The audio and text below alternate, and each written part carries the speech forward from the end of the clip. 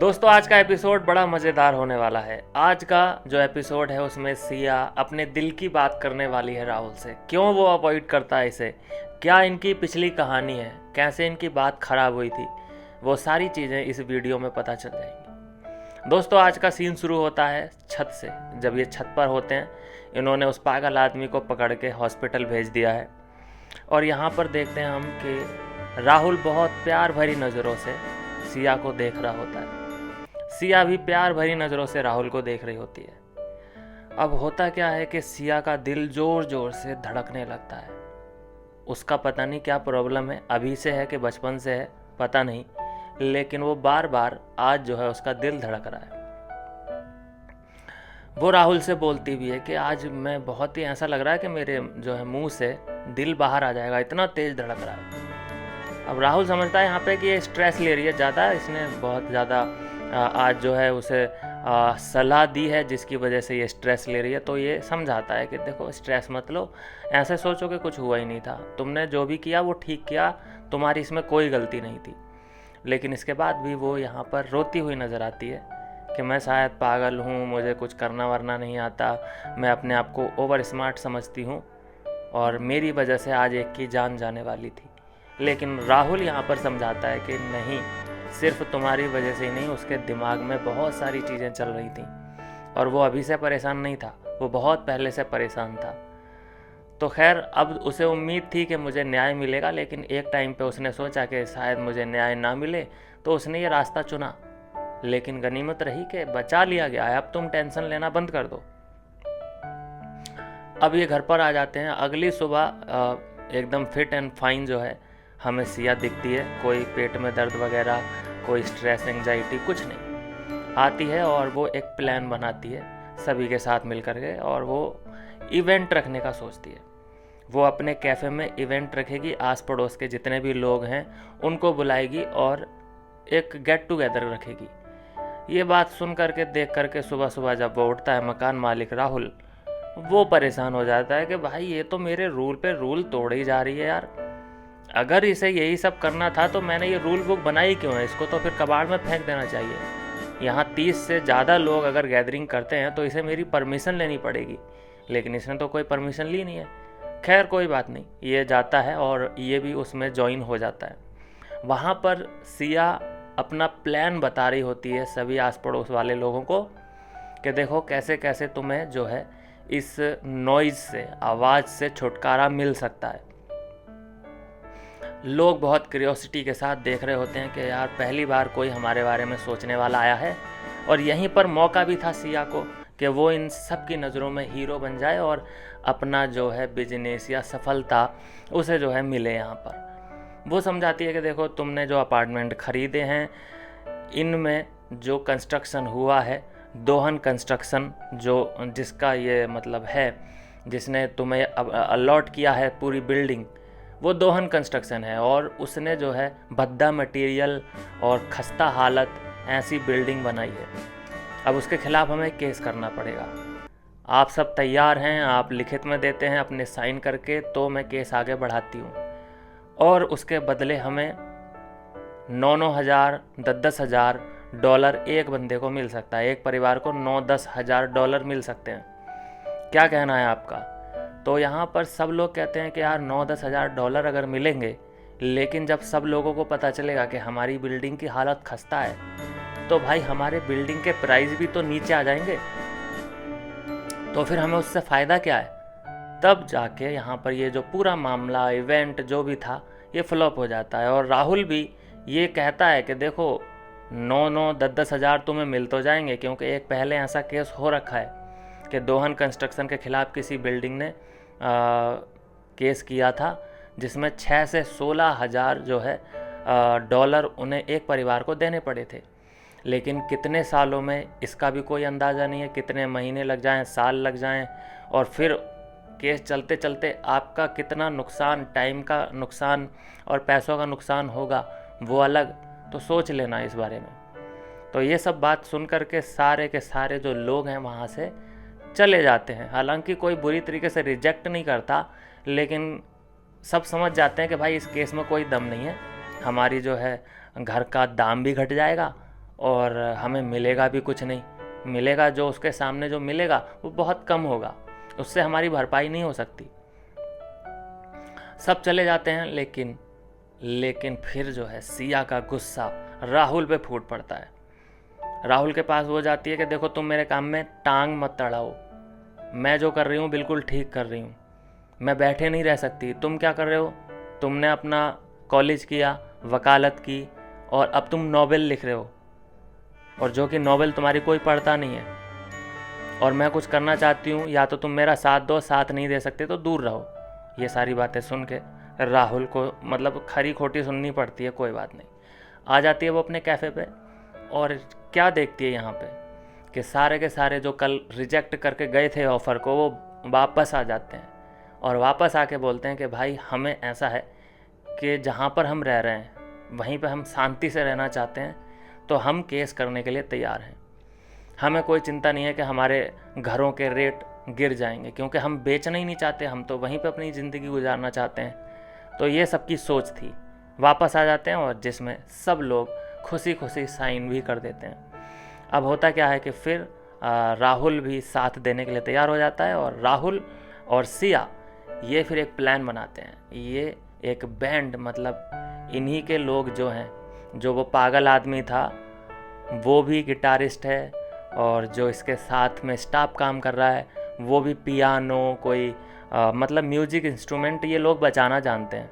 ये एक music album तैयार करते हैं, गाना बजाते हैं और उसे अपलोड करते हैं। अब उस गाने में क्या अपील इन्होंने की थी वो तो देखो उसमें कोरियन भाषा में है, वो ना मुझे समझ आया ना ही आपको आने वाला था। तो इन्होंने शायद अपील की होगी कि कैसे कैसे हम ये आगे प्रोग्राम अपना कर रहे हैं और हमें किस चीज़ के लिए हेल्प चाहिए। इनका वो गाना वायरल हो जाता है, और जो उस गाने में जो मैसेज था वो लोगों तक पहुंच जाता है, और दोहन कंस्ट्रक्शन का जो मालिक है उसके पास भी वो गाना पहुंच जाता है। और वो फिर मीटिंग बिठाता है कि ये क्या हो रहा है यार, ये मेरे खिलाफ़ कौन लोग हैं जो कि खड़े हो गए। तो उसके साथ के जो वकील, क्योंकि उसकी पूरी वकीलों की टीम है, वो बोलते हैं कि अरे कोई बात नहीं, इस वीडियो को अभी तक ज़्यादा लोगों ने देखा नहीं है और अभी इसकी न्यूज़ भी नहीं बनी है, तो इतना कोई घबराने वाली बात नहीं है। लेकिन वो बोलता है कि अगर घर में एक कॉकरोच तुम्हें दिख जाए, इसका मतलब ये है कि उस घर में और भी बहुत सारे कॉकरोच हो सकते हैं। तो बात तो बिल्कुल ठीक थी उसकी। वो वहाँ पर अपने वकीलों को हड़काता है। उसमें से एक वकील वो भी होता है जो सिया के साथ काम कर चुका है। वो सिया को कॉल लगाता है कि तुम क्या पागलपन कर रही हो, ये बंद करो, वो बहुत बड़े लोग हैं, खा जाएंगे तुम्हें। वो बोलती है कि नहीं नहीं, मैं ये जो चालू किया है वो बंद नहीं कर सकती, और जो मैं कर रही हूँ बड़ा सोच समझ के कर रही हूँ। उसके बाद दोहन कंस्ट्रक्शन के जो लॉयर हैं वो कांटेक्ट करते हैं सिया को, और उससे मीटिंग करने का ये प्लान करते हैं कि भाई बुलाओ उसे, क्या उसकी डिमांड है, क्या चाहती है वो। सिया और राहुल जाते हैं उसके ऑफिस में, और ये अपने बारे में बताते हैं क्या ये कर सकते हैं और उनका क्या नुकसान हो सकता है। वो भी उधर ओवर कॉन्फिडेंट था कि तुम लोग क्या लड़ोगे हमसे, हम तुम्हें डिफेमिनेशन का केस कर देंगे, तुम लड़ते लड़ते ख़त्म हो जाओगे। इधर से ये भी बोलते हैं कि हम क्या कर सकते हैं। तो उनको बात समझ में आ जाती है कि देखो हमारे पास तो खोने के लिए कुछ है नहीं। राहुल सिया बोलते हैं कि हमारे पास तो खोने के लिए कुछ है नहीं, लेकिन तुम्हारा नाम कितना बड़ा है, डेंट पड़ेगा इसमें, करोड़ों का नुकसान होगा। ये बात उन वकीलों को और जो दोहन कंस्ट्रक्शन है उनको समझ आ जाती है कि भाई इस मामले को दबाने में ही फ़ायदा है। अब ये क्या करता है कि उसे सिर्फ 5,000 का जो है $5,000 का ही ऑफ़र देता है कि ये लो, इतने लो और चलो रफा दफा हो जाओ। वो बोलती है कि कम से कम तुम्हें $10,000 का तो ऑफ़र देना ही चाहिए था, ये क्या चिल्लरपंती मत करो हमारे साथ। तो फिर से उन्हें दबाव में आके 9-10 हज़ार का जो है ऑफ़र देना पड़ता है कि एक एक बंदे को, एक एक परिवार को 9-10 हज़ार रुपये मिल जाएंगे। ये पहली सफलता होती है यहाँ पे सिया और राहुल की, और ये सेलिब्रेट करते हैं। बाहर निकलते हैं और बाहर निकलते ही बारिश होने लगती है। बारिश में जो सिया है वो अपनी बाहें फैला के उस बारिश को एंजॉय कर रही होती है और अपने पुराने दिनों को याद कर रही होती है। उसके पुराने दिनों में ज़्यादातर राहुल ही है, एक और भी था उसका बॉयफ्रेंड, उसके बारे में भी बात करूँगा। लेकिन जब भी ये अपने पास्ट को याद करती है तो इसके नज़र में सिर्फ राहुल ही है। और ये बताती है कि तुम यार क्यों नहीं इन्जॉय कर रहे हो, बारिश में भीगो, इन्जॉय करो। और वो बोलता है कि तुम ठीक है, इन्जॉय तो तुमने किया भी था, पहले भी किया था, अभी भी कर रही हो, लेकिन ये इन्जॉयमेंट के बाद तुम लगभग 1 महीने तक बीमार रहती हो। तो वो अपना कोट जो है सिया को ओढ़ा देता है, पहना देता है, और जिसकी वजह से सिया फिर से उसका दिल ज़ोर ज़ोर से धड़कने लगता है।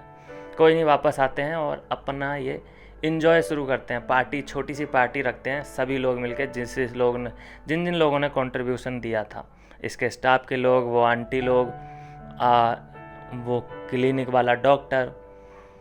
और यहाँ पर ये ड्रंक होके सिया जो है पहली बार अपनी पोल पट्टी खोल रही होती है। अब ये राहुल से मतलब एक गेम खेलते हैं ये लोग, ट्रूथ एंड डेयर, लेकिन वहाँ पर सिर्फ ट्रूथ वाला ही जो है गेम चलता है। तो ये बोलती है उससे ड्रंक होके कि तुमने मुझे क्यों छोड़ा। यहाँ पर राहुल बताता है कि भाई जो हमारा रिलेशनशिप था वो फेक था। क्यों था वो फेक? यहाँ हमें पता चलता है कि सिया का ऑलरेडी एक बॉयफ्रेंड था, वो डॉक्टर था। उस डॉक्टर ने सिया को छोड़ दिया, जिसकी वजह से ये एम्पेरिस थी। ये इसको मतलब लोग इसकी मजाक उड़ाने लगे कि इसको तो छोड़ दिया। इसने क्या किया, राहुल को पकड़ लिया। फेक फ्रेंडशिप, फेक प्यार, राहुल को पकड़ा। राहुल उन लड़कियों से परेशान था जो उसे प्रपोज वगैरह किया करती थी, तो वो उन लड़कियों से छुटकारा पाना चाहता था। तो इन दोनों ने इस तरीके से एक सेटिंग करी कि ठीक है, कॉन्ट्रैक्ट बनाते हैं, फेक रिलेशनशिप होगा, कोई ऐसा नहीं होगा, लेकिन हम दुनिया को दिखाने के लिए कि हम एक रिलेशनशिप में हैं। लेकिन इनका एक ये फेक ड्रामा था। अब उस वक्त अगर उस राहुल ने वो छोड़ दिया कि ये चीज़ें अब नहीं चल सकती, ये बेकार की बातें हैं, मुझे फीलिंग आने लगी है, ऐसा हुआ होगा राहुल के साथ, और वो बिल्कुल भी इस चीज़ को ज़्यादा अपने दिल पे ले ही नहीं रही थी। वो भी ये कि हाँ, हमारी तो फेक फ्रेंडशिप है।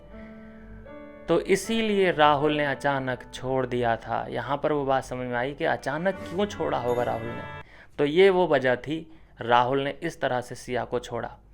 तो ड्रंक होके ये वो सवाल कैसे पूछ सकती है कि तुमने मुझे क्यों छोड़ा? भाई वो तो फेक तुम्हारा रिलेशनशिप था, तुम्हारा एग्रीमेंट साइन था, तो उसको तो छोड़ना ही था। कोई बात नहीं। यहाँ पर एक जो इनकी पड़ोसन थी, मियाँ बीवी बैठे थे, और एक उसकी जो बीवी थी वो प्रेग्नेंट थी। उसके जो है बच्चा हो जाता है, मतलब कि वो प्रेग्नेंट थी तो दर्द होने लगता है, ये लोग लेके जाते हैं अस्पताल में जाके उसके बेबी हो जाता है।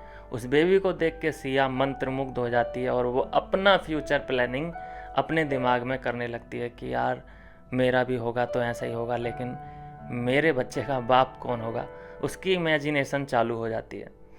दोस्तों, कई ऐसे उतार चढ़ाव इस एपिसोड में आते हैं जहाँ पर हमें यह सबूत मिलता है कि सिया राहुल को चाहने लगी है। जब भी राहुल उसकी दुकान में, उसके कैफ़े में आता है, सिया वहाँ से कट मार लेती है, क्योंकि उसके दिल में दर्द, दिल जो है धड़कने लगता है। और जब राहुल उसके घर में गया था, आज एक सीन आया कि राहुल उसके घर में गया, तो वो हालत जो घर की थी, उस हालत को देख के राहुल परेशान कि यार ये क्या कबाड़ खाने में रह रही हो तुम। मतलब घर तो बहुत खूबसूरत था, लेकिन इसने ऐसे चीज़ें फैला के रखी थी, कपड़े कहीं पे भी पड़े हैं, बर्तन बिना धुले, खाली पैकेट, खाली डिब्बे, फूड के चाउमीन, मोमो सब ऐसे बिखरा पड़ा था। तभी तो इसके पेट में भी दर्द, ज़्यादातर ये शिकायत लैट्रिन वगैरह जाती रहती है, टॉयलेट हमेशा जाती रहती है, पेट इसका ख़राब रहता है, उल्टी करती रहती है, ये कारण था। तो यहाँ पर वो अपने हाथ से उसे चाउमीन बना के खिलाता है, और चाउमीन बना के खिलाता है तो फिर ये इसका वही प्रॉब्लम, इसका दिल धक धक करने लगता है। अब ये बोलता है कि यार मैंने तो ऐसी कोई चीज़ नहीं मिलाई है कि तुम्हारा दिल धक धक करे, क्या है तुम्हारा प्रॉब्लम? वो कहती है कि कुछ नहीं, मैं ठीक हूँ, मैं संभल जाऊँगी, टेंशन मत लो। लेकिन इसको पता है कि मेरा दिल ज़ोर ज़ोर से धड़क रहा है। खैर कोई बात नहीं, अगले दिन जाती है, डॉक्टर को दिखाती है, और डॉक्टर भी बताता है कि ओवर थिंक करना, एंग्जाइटी, ये सारी चीज़ें होती रहती हैं इस उम्र में, और तुम्हें भी थोड़ा सा रिलैक्स फील करने की ज़रूरत है।